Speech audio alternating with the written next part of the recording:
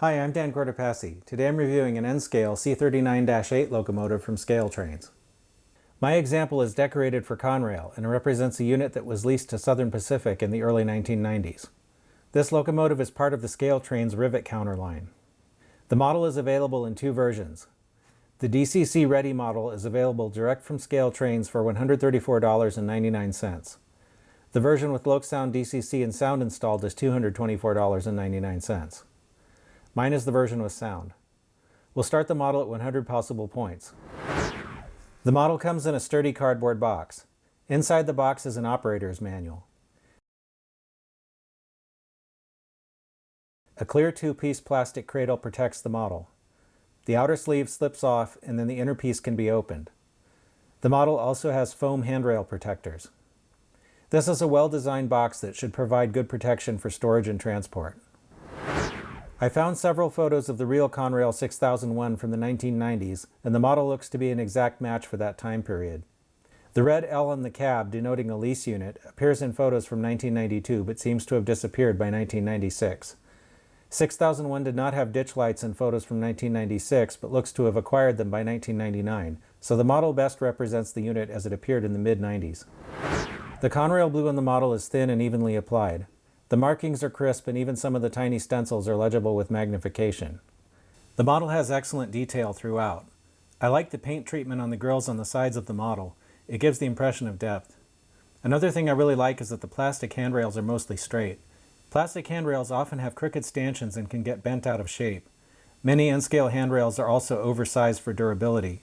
The ones in this model have a thin cross-section for a better scale appearance. They're flexible enough to stand up to normal handling. There's also a lot of great detail on the trucks and under the sill. In front, the engine has very fine grab irons that appear to be made of wire, so they should be durable. The windows have separately applied wipers. The pilot has uncoupling levers, MU hoses, and a plow that matches prototype photos. A delicate brake wheel is mounted on the engineer's side of the short hood. The cab has an interior. In back, there are more freestanding grab irons, and the pilots have nicely done spare knuckles. On the roof, the cab has excellent antenna detail. The photo-etched radiator grills are also very nicely done, and the exhaust hatch is blackened on the inside, something I usually have to do myself. There is a lot of interesting plumbing under the sills. All the wheels pick up current and all the axles are powered. The model is equipped with body-mounted ScaleTrains knuckle couplers. The front coupler is at the correct height. The rear coupler is also right. Kudos to ScaleTrains. All the wheels are in gauge according to the NMRA standards gauge. There is no body wobble. My model is the DCC and sound version, so I'm testing it on DCC. I didn't change any of the factory settings on the decoder for the DCC test.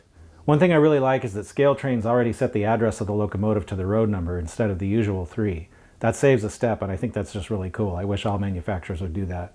The number boards come on with track power and do not appear to be controllable. The front and rear headlights are activated with the F0 key and are directional. The model does not appear to have working red marker lights, which is a little disappointing. F8 turns the sound on and off. The engine weighs 3.8 ounces. I measured half an ounce even of peak pull on my force gauge, which is typical for an N-scale diesel. The LokSound decoder has the full throttle feature, which allows you to separate the engine revs from the model's speed when the F9 key is pressed. You can rev the engine while it's moving at a slow speed or sitting still, as a heavy train might do while starting on a grade.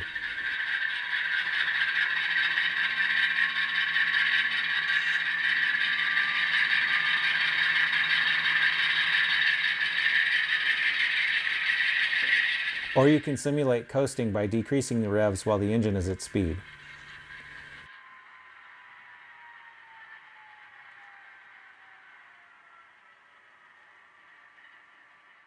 F10 is an independent brake. Press it to apply the brake.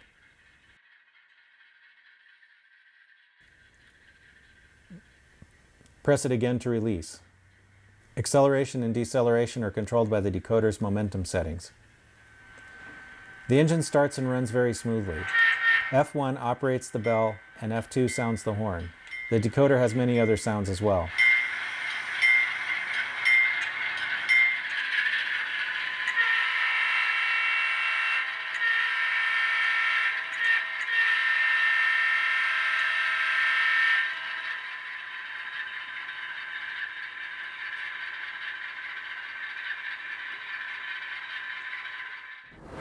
So let's take a look at what we've got. No deductions. This model gets a perfect score, a definite A+ on a report card. This is a really nice model and it deserves a green signal.